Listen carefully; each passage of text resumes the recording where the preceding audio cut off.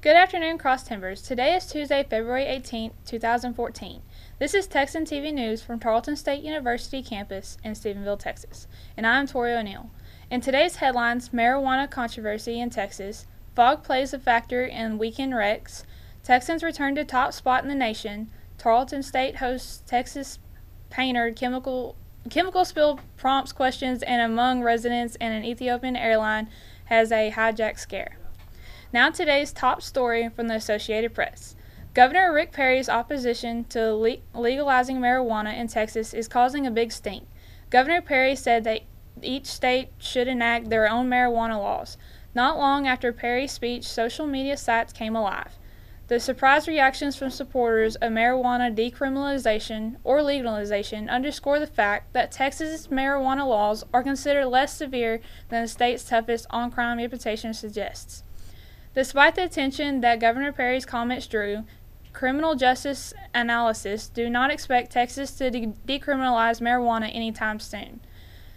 Deputy Director of Communications for the Governor's Office, Rich Parsons, says Governor Perry is opposed to the legalization of marijuana, but as a sound defender of the 10th Amendment, he believes states should have the right to decide issues like this. The founder and executive director of the Drug Policy Alliance, Ethan Nadelman, said it was unlikely that Texas legislatures would change the state's marijuana laws at their next meeting in 2015. In campus news, Texas-born painter Isaac Powell's artwork will be on display at the Tarleton Fine Arts Center until March 17th. According to the Tarleton Media Relations, Powell's work has been selected to appear in the Armory show held in New York to showcase the finer works of contemporary art. Powell says his exhibit, called Paintings, represents his physical limitations, as he was born without a hand. He uses flowers and other botanicals in his work to represent limbs and placeholders for his birth defect.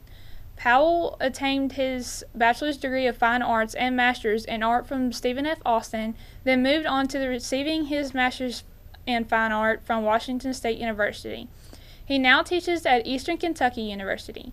Powell will hold a lecture on workshop for Tarleton art students on March 17th. In regional news, the Stephenville Empire-Tribune reports that fog possibly played a role in 2 accidents this past weekend in Erath County. While accidents are still under investigation, Erath County Volunteer Fire Rescue Coordinator Chris Brooks said the morning was foggy and the roads were wet. The first accident occurred around 5 a.m. when a single car rolled over and ignited into flames. The drivers had lost control.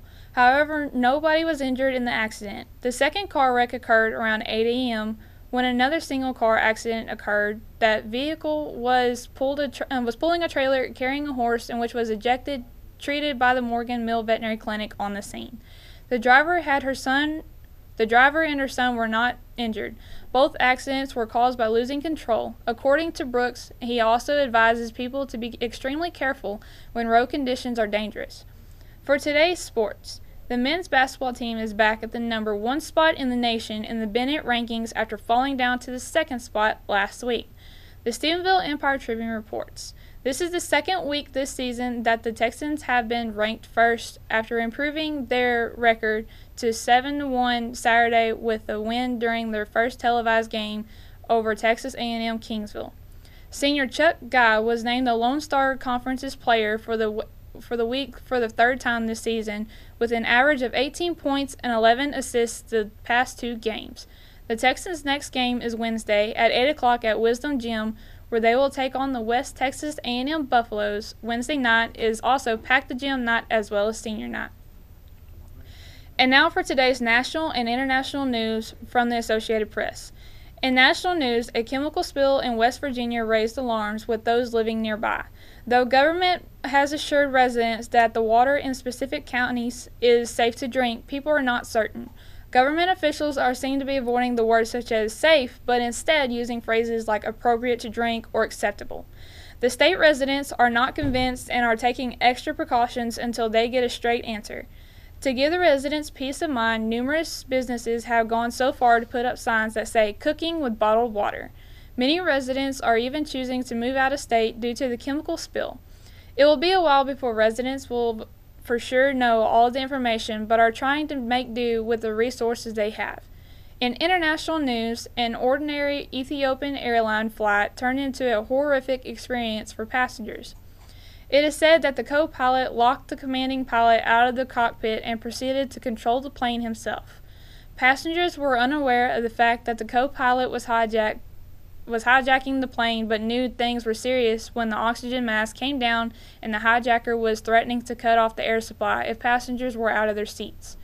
Once the distress call was made, French and Italian jet fighters hurried to assist in stopping the hijacking. Now we go to the AP for a video. The co-pilot of an Ethiopian Airlines passenger plane is under arrest in Geneva, Switzerland. Swiss authorities say the co-pilot grabbed control of the plane while the pilot was using the restroom and diverted the plane to Geneva. Apparently, it says that the pilot went to the toilet and they closed down the door of the cockpit.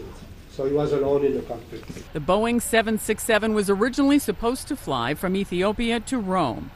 Authorities say the co-pilot seized control over Italy and that Italian fighter jets were scrambled to escort it. The co-pilot himself told officials on the ground that he had hijacked the plane and turned himself in to police once it landed. He went out of the cockpit. He came out of the cockpit with the rope. There's a rope in the cockpit that they can come down. And then the police was there. None of the 200-plus passengers and crew members was injured, and the Geneva airport has reopened after being shut down during the incident. Sandy Kozel, The Associated Press. The co-pilot was a 31-year-old Ethiopian man who had worked for Ethiopian Airlines for 5 years and had no criminal record. Out of the 200 people on board, 11 were Americans. Once the plane landed in Geneva at around 5 a.m., the hijacker turned himself in. Enjoy the sunny day today, TSU, with a high of 78 degrees. Today's broadcast was produced by Autumn Adams, Exandria Rhodes, and Harley Brown.